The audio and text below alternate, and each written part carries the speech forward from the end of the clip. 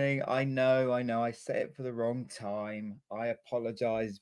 But I did manage to rectify it just in the nick of time. So thank you for joining today's grain market blast with myself and the amazing Angie Setzer, where Angie will be providing a rapid roundup of the latest pricing flows and market moving news in agricultural markets. But before she does, I better do the legals. So as usual, nothing discussed in this space. This session constitutes trading or investment advice or infers any kind of endorsement by PIQ Global Limited, Trainers PIQ or PIQ Suite, or indeed the hosts, which as you know by now is myself and Angie.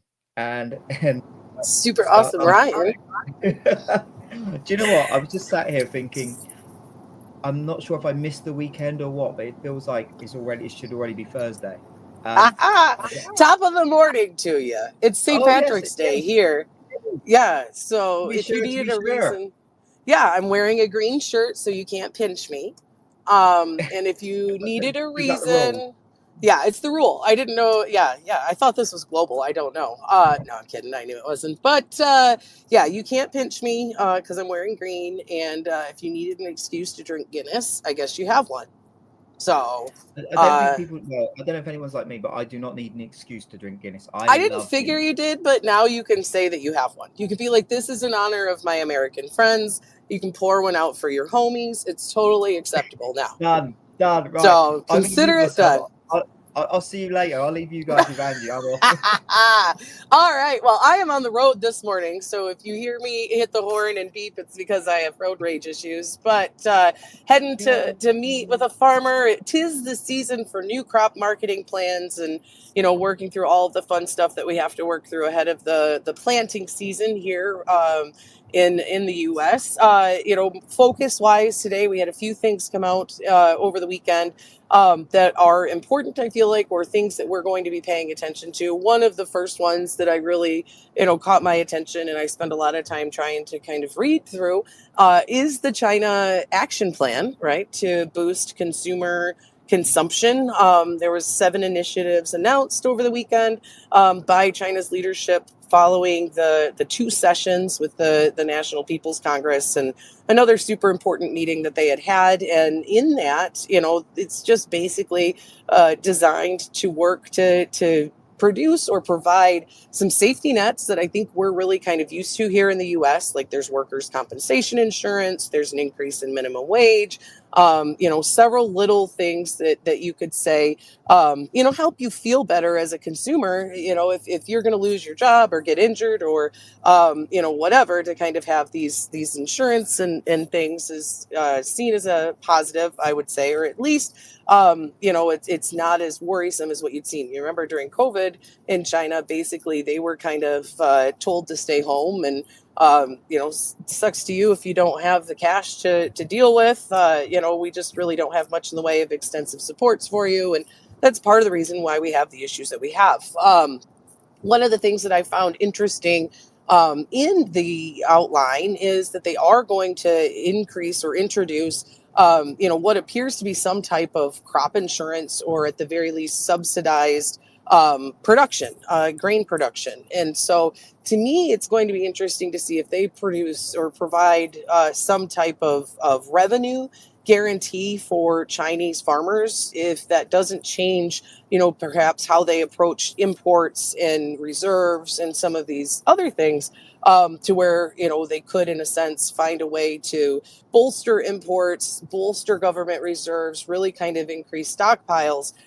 But, in the I learned it from watching you sort of sense, help to provide the farmer extra money that may come, as a defense against lower prices if they were to see an increase in these imports and things. So that's interesting in and of itself to me. It also just kind of reaffirms the idea that, China's going to throw money at this. They're really going to work to stabilize consumer sentiment, which is important. And I guess we'll see. Do we see China transition to a period of growth while we're worried about the U.S. economy slowing down? Which, caveat, retail sales were a little bit better than expected, right, this morning. So maybe we're not seeing that slowdown as many people had feared. But what China does is going to be huge, because I think it also has a huge implication or a huge you know, it matters when it comes to how they're able to respond or how they choose to respond to the trade war. So, yay them, go China. That's step one. Step two, or bullet point two, is Russia and Ukraine and Black Sea Just in peace. general. Yeah. That's it. But step two is Russia and Ukraine, Black Sea peace. What we're seeing there, or what we will see. Putin and Trump are supposed to speak tomorrow, right? Putin came back with his list of demands, which weren't surprising. People had anticipated, that you would see it to where Ukraine, he wants to make sure Ukraine can't join NATO. There's no foreign troops parked on Ukrainian soil. And a couple other things. And so the West, I say the West, different leaders from around the world have kind of said, well, this is a sign that he isn't serious. I think Zelensky had said that this is a sign that he's not serious about peace or what have you.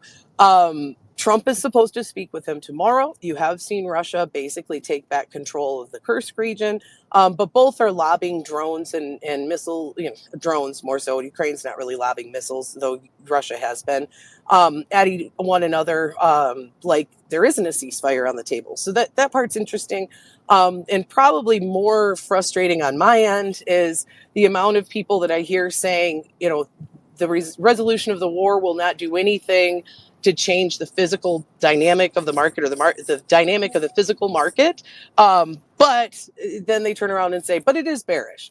No, it's not really. Like, I can get, I've said this a million times, but we will be watching that. So if we do think that we aren't going to work our way towards peace, then you could see the grain markets kind of put some risk premium back into play, maybe take some out. But from an overall standpoint, does that really matter?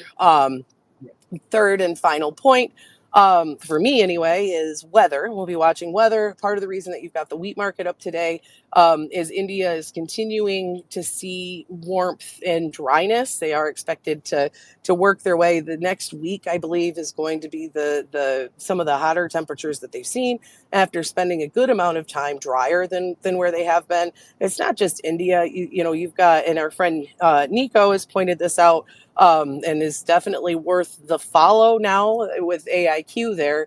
Is that it's not just India, it's India's neighbors that are also struggling with a lot of dryness and a lot of concern, over what that will mean for production. India is working its way into grain fill. The government came out last week and said 115 million metric ton crop with ease. And every other physical trader out there was like, are you sure about that? Are you sure about that? Because the physical market, a lot of traders right now are, in that 105 to 110 camp. And so if we are closer to 105 than 115, which obviously would open the door to India probably needing to roll back the 40% import tariffs they have on wheat. And what perfect timing, though, too. Like, hey, Mr.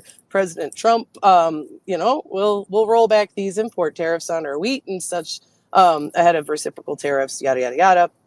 Dryness in parts of Brazil is. Have we lost Angie? Oh, no. Am I here? Driving in a bit of a dead spot. I hope I'm here. Can you hear me? I can hear myself. I can hear you now. I can hear you All now. right, I was going to say, I can hear myself just fine. I'm in downtown. I'm in downtown of a major town in Michigan. You'd think you'd have better service than that, but I guess that's what you get. But yeah, so then we'll be watching weather. We got India, we've got the concern there. We've got parts of dryness in parts of Brazil and some weather issues, maybe not so much in Argentina. But we'll just be watching to see how the cash market plays out, what we've got going on for tariffs. Friday was nice. We didn't have a tariff headline. Nice little sigh of relief going into the weekend. But now we're 2 weeks out from the reciprocals. Or have we lost Angie again? I don't know. We'll call it good, though. We might have lost the hostess with the mostess. Uh-oh. And if that is the case, we're stuck because she is the hostess with the mostess. I'm holding my phone and see if she comes back. But if not, we might have to call it early today. Yeah, I'm holding my phone up in the air, but let's give her a couple of seconds to see if she can regain some signal. I'm hoping you can hear me, but you probably won't be able to. All right. We'll call it good. If you can hear me, you won't be able to. I'm sorry. You've gone. All right. I was going to say I could tell some jokes, but I don't think mine are applicable with this sort of family show. Guys, I'm going to assume you can't hear Angie. Can someone give me a thumbs up if it's just me you can hear? Please. I can hear you, but you can't hear me. Let me try it. Can you hear me now? Angie, I seen you mute and No. unmute. I can hear you, but we'll Okay, call it you can good. hear me. We can't hear I, Angie. yeah. I'm assuming no one can hear Angie. Can anyone hear Angie? Thumbs up, please, if you can. Oh, Nico's talking. Oh, you can hear both of us. Okay, I'll stop talking. This is awkward. Right, carry on. It's fine. All right. Well, we'll call it good with that. Now it's you can hear us all. But yeah, so we'll be watching weather. We'll be watching cash trades. We'll be just trying to keep an eye on all of the things that will matter. Tariff headlines. We're 2 weeks out from reciprocal updates. And so I feel like a lot of the fear over trade disruptions and things like that is probably going to hit its fever pitch here in the next couple of weeks, maybe next few days. Maybe it'll be early. And we'll watch that. We have a week before the trade representative hearings on freight.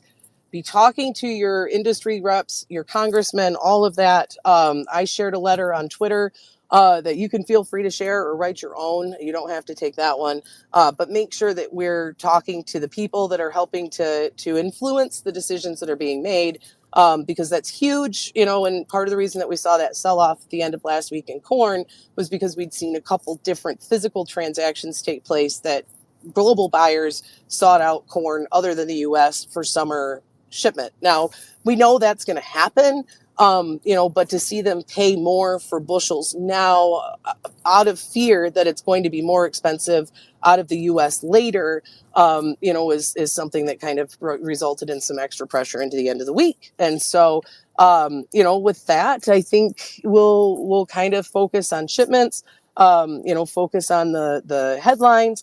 Weather-wise is supportive to price if we can kind of work our way beyond the tariffs and trade and the worries that we have there with ocean freight and this, that, and the other thing. We've got some supportive factors at hand. We've seen the funds liquidate and really just kind of exit grains too. So we get a little bit more in the way of certainty. It might be better for us going forward. So yeah, with that, we'll call it a Monday. I'm going to continue my drive south. Sorry for the confusion or the lack of service therein. But tomorrow I'll be back with my butt firmly planted in the office chair. So if you guys need anything in the meantime, though,